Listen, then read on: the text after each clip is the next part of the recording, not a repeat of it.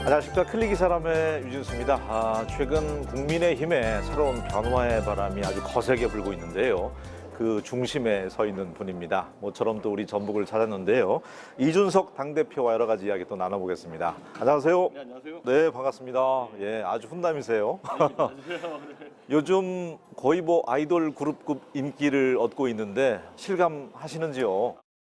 아무래도 이번에 저희 전당대회가 좀 치열하고 또 흥미진진하게 치러지다 보니까 그 전당대회 끝난 뒤에도 약간 여운이 있어가지고 저에 대한 기대치가 많이 이제 보이는 것 같습니다. 근데 저도 아직 얼떨떨합니다.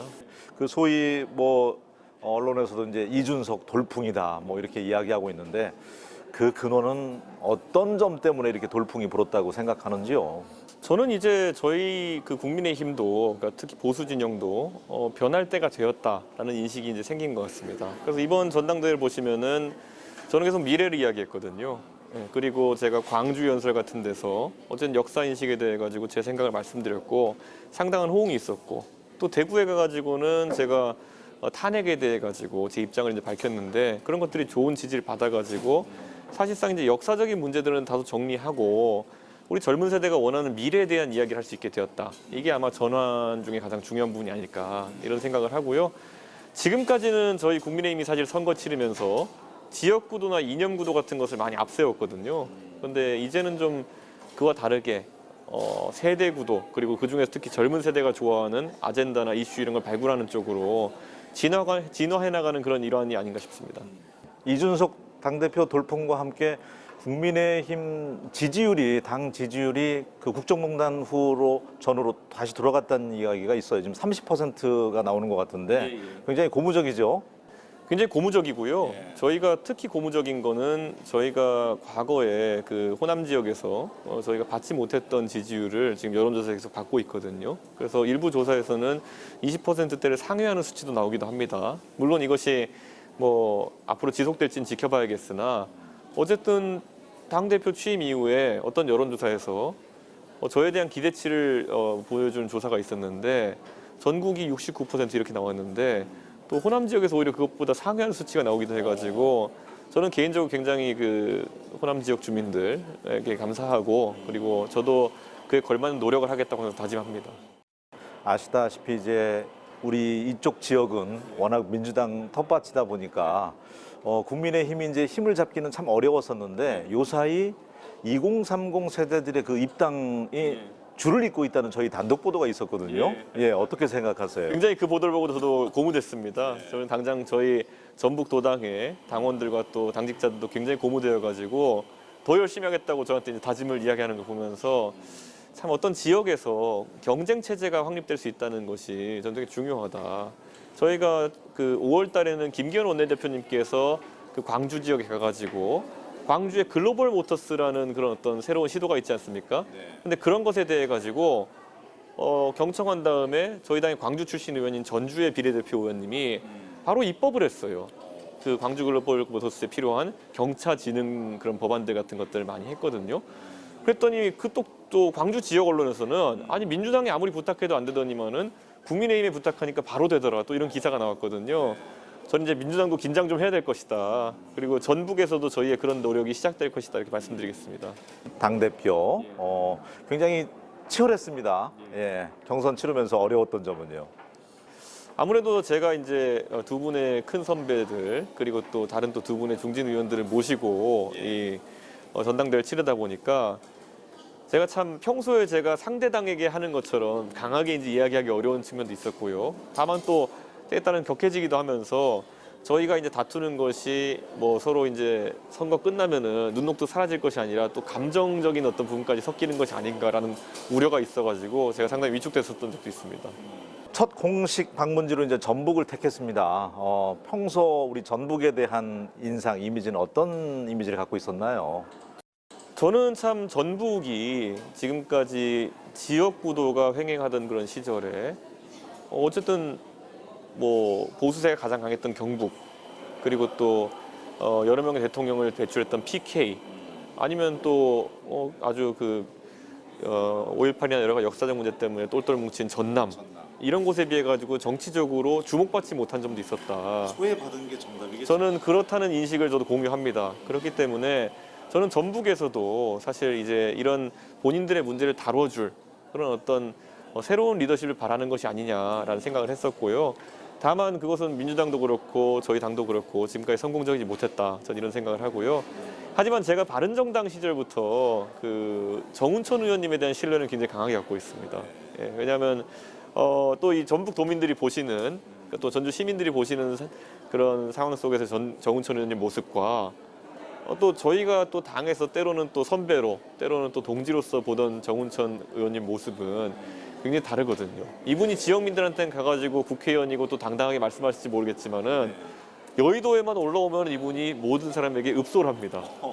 제발 한 번만 좀 이 전북 예산 봐달라 그러고 저한테도 예전에 바른정당 시절부터 전북에 행사하면 같이 가서 좀 얘기 좀 하자 그러고 그 전에 제가 그래서 뭐 상상고 문제가 있었을 때도 제가 와가지고 토론에 참여하고 이렇게 사람 하나하나를 땡기시면서 진짜 이분이 지역에서는 리더시지만은 올라가면 진짜 사람 하나하나를 설득해가면서 어렵게 의정활동 하시거든요. 저는 그런 모습을 보면서 사실 이게 우리 당의 전북에 대한 자세가 되어야 되는 것인데 저는 그런 생각을 했고요. 정운천 의원님께서 이제 호남 동행 의원단이라는 걸 만들어 가지고 서울이나 다른 지역의 아닌 비례 의원들을 호남의 지역구에 배당해 가지고 이런 이슈를 챙기게 하는 것들, 이런 기획력 같은 것들은 대단하죠. 대단합니다. 그리고 그거를 기획만 한다 되는 게 아니라요. 결국 끌고 가서 다 챙겨주고 사람들 다독거리고 하는 게 이게 장난 아닌데 그걸 해내셨습니다. 그리고 당을 설득해서 호남 비례대표 또 주겠다는 거 아니겠습니까? 어느 정도 퍼센티지.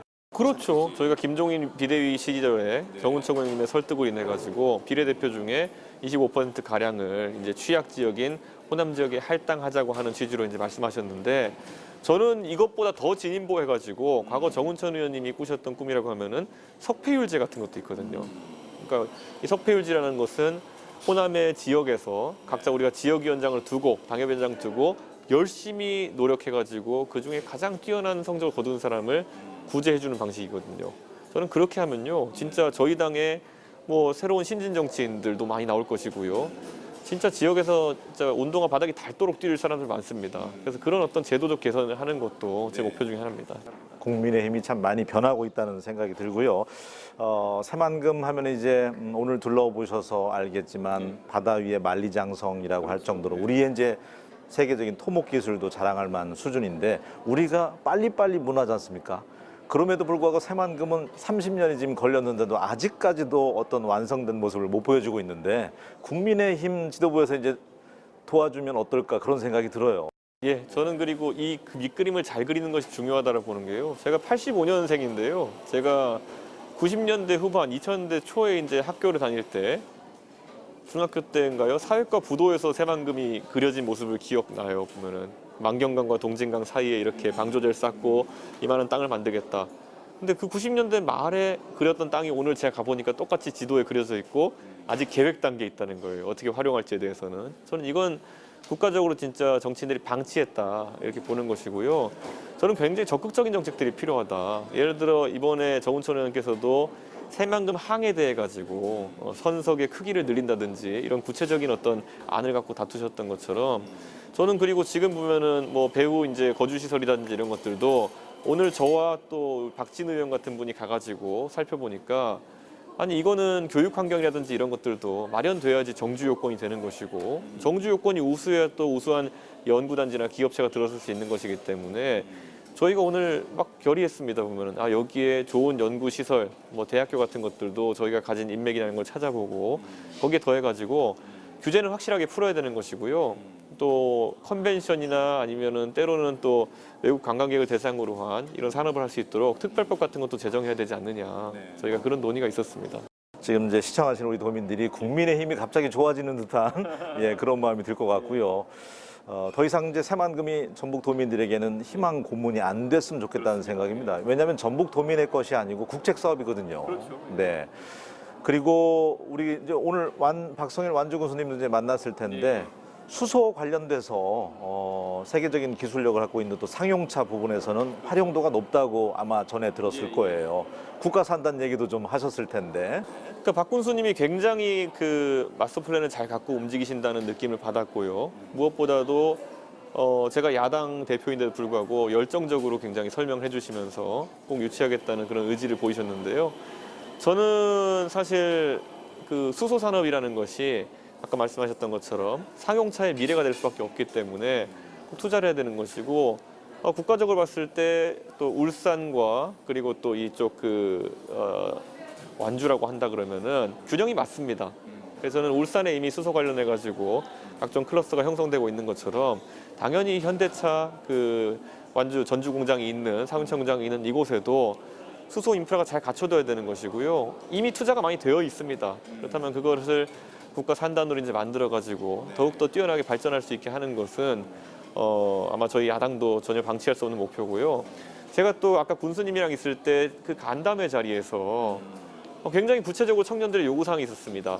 그런 어떤 수소 산업 관련된 어떤 새로운 어떤 일자리가 생기고, 그리고 최근에 또 쿠팡 물류센터 같은 경우에도 들어온다고 하는데, 맞습니다. 그런 것들이 정확하게 지역의 젊은 세대의 일자리로 이어질 수 있으면 좋겠다. 이게 또 공장만 지어놓고 아니면 또 물류센터만 지어놓고 외지인들이 이제 덕을 보는 상황이 되지 않았으면 좋겠다. 저는 이것도 참 지역 청년들의 진심 어린 이야기였기 때문에 저희가 그런 정책을 설계할 때도 그런 부분이 꼭 반영돼야 된다 이렇게 생각합니다. 국가 균형 발전 차원에서라도 국민의힘에 의해서 내년 대선 공약이라도 그런 부분을 넣어준다면 아마 우리 전북도민들의 마음이 또 움직이지 않을까, 예, 그런 생각이 듭니다. 어쨌든 젊은 세대니까 SNS 활용 많이 왕성하게 활동하고 있는데 2030 세대들이 가장 싫어하는 게 불공정한 세상이라고 그래요. 어떻습니까? 소통도 많이 하실 텐데 아빠 찬스, 엄마 찬스. 저는 2030 입장에서는 지금 더 이상 우리나라가 성장하지 않는다고 생각하는 것에서 굉장히 스트레스를 많이 받는 것 같습니다. 예전에는 우리가 꼭 계속 국가가 성장하고 있던 시절에는 뭐 잘 사는 사람도 올라가고 못 사는 사람도 좀 올라가고 이러면은 둘 간의 격차가 좀 있다 하더라도 서로 불만은 적었거든요. 왜냐하면 나의 오늘이 어제보단 그래도 나았다는 것을 느낄 수 있으면은 안도할 수 있거든요. 근데 지금 젊은 세대가 겪는 것은 파이가 더 크지 않는다는 것이겠죠.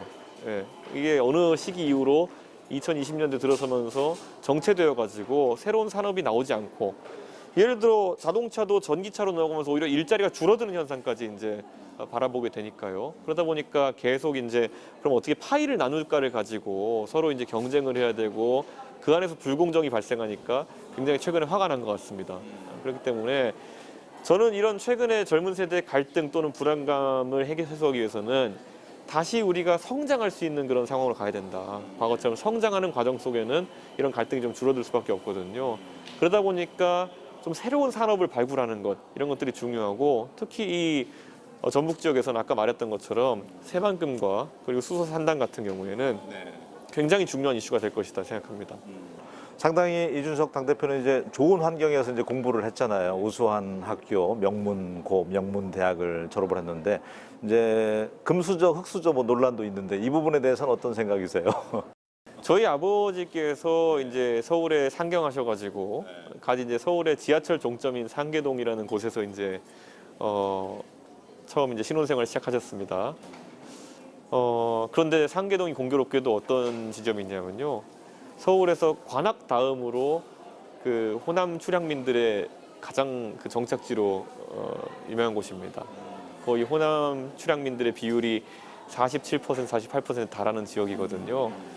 아마 갓 상경해가지고 서울에 그 음을 트셨던 그런 호남 출향민들의 생각과 저희 아버지는 비록 대구에서 이제 출향해서 올라오셔서 이 가족을 꾸리셨지만은 그 생각이 다르지 않았을 것이다 이렇게 보는 것이고요. 그 어려운 환경 속에서도, 그러니까 지하철 종점에 사는 환경에서도 교육 하나는 놓치지 않았던 저희 아버지께서는 감사하고요.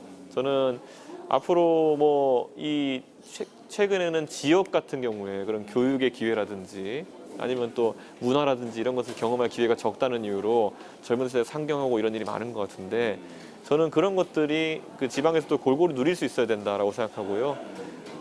제가 누린 만큼 이 전주나 전북 지역에 있는 젊은 세대도 그런 좋은 교육 환경과 그리고 또 좋은 문화 환경을 누릴 수 있도록 저희가 지역 균형에도 상당히 신경 쓰겠습니다.